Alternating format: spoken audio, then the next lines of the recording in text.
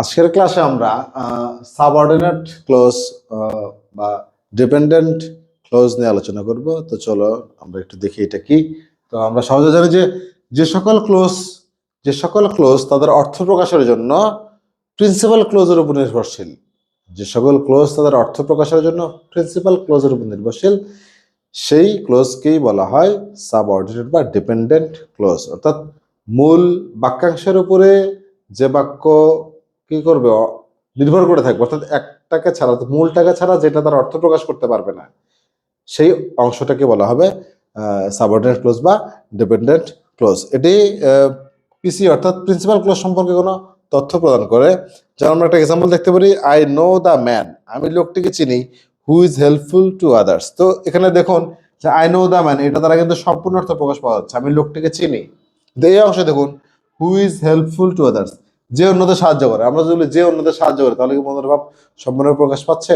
অর্থাৎ এই বাক্যের মধ্যে দুটি অংশ রয়েছে, অর্থাৎ একটি দ্বারা পূর্ণার্থ প্রকাশ পাচ্ছে আর একটি দ্বারা কি পূর্ণার্থ প্রকাশ পাচ্ছে। অর্থাৎ এই অংশটা অর্থাৎ মূল অংশের উপর নির্ভরশীল হয়ে তার পরিপূর্ণার্থ প্রকাশ করছে। অর্থাৎ যখন আমরা দেখবো যে বাক্যের যে অপরিপূর্ণ অংশটা মূল অংশের উপরে নির্ভর করে তার সম্পূর্ণার্থ প্রকাশ করে, তখন সেই অংশকে বলা হবে সাবঅর্ডিনেট ক্লজ বা ডিপেন্ডেন্ট ক্লজ। আশা করি বুঝতে পেরেছেন।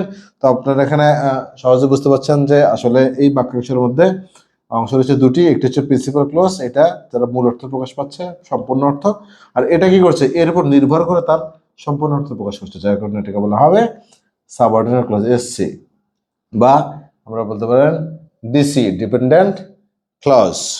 তো এই ক্লজ আমরা চিনব কিভাবে? আমরা যদি দেখি যে যে সকল ক্লজের শুরুতে ডাব্লিউ অ্যান্ড এইচ ওয়ার্ডস রয়েছে সেগুলো, সেই অংশটা হবে হচ্ছে সাবঅর্ডিনেট ক্লজ। এছাড়া অ্যাজ, ফর, বিকজ, সিন্স, দো, although, is, as if, after, before, that, so that ইত্যাদি যে সকল চিহ্ন শব্দগুলো এই অংশের আগে বসবে, অর্থাৎ এই ক্লজের আগে বসবে, সেই অংশটিকে আমরা বলবো সাবঅর্ডিনেট ক্লজ। আশা করি বুঝতে পেরেছেন। তো আপনাদের জন্য এখন একটি প্রশ্ন রয়েছে, আশা করি ঝটপট কমেন্টে অ্যান্সার করে ফেলুন। এটার অ্যান্সার কোনটা হবে? I know what you want. তাহলে এখানে আন্ডারলাইন কিন্তু অংশটি কোন ক্লোজ হবে? প্রিন্সিপাল ক্লোজ নাকি সাবঅর্ডিনেট ক্লোজ? ঝটপট অ্যান্সার করে ফেলুন। আজ এ পর্যন্তই। আসসালামু আলাইকুম।